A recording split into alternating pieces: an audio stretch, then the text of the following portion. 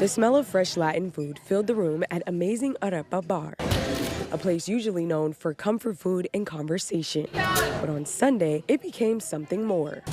Red, yellow, and blue balloons were filled and placed around the restaurant. Venezuelan posters hung on the walls as a small crowd gathered, united by culture and their concern for their country after President Maduro was removed from the country on Saturday morning, something that brought a range of emotions to those who gathered. I think we're thankful for that, but there is a lot that needs to get done after to basically ending a very important transition within our government in Venezuela. Cavalieri emphasizing that the fight isn't over. They need to be free.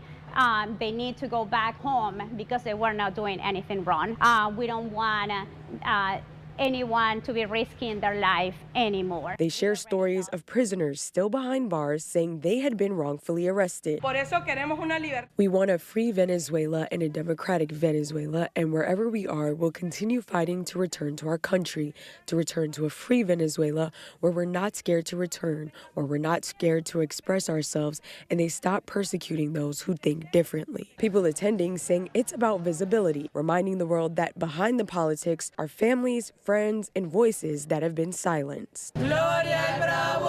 And for many here, the food, the flags, and the familiar colors offered comfort, but the message remained urgent: accountability, freedom, and hope for a different future in the South American country. The group inside tells me that they, along with more than 2,000 people across the nation, are standing in agreement with the decision to capture the Venezuelan president.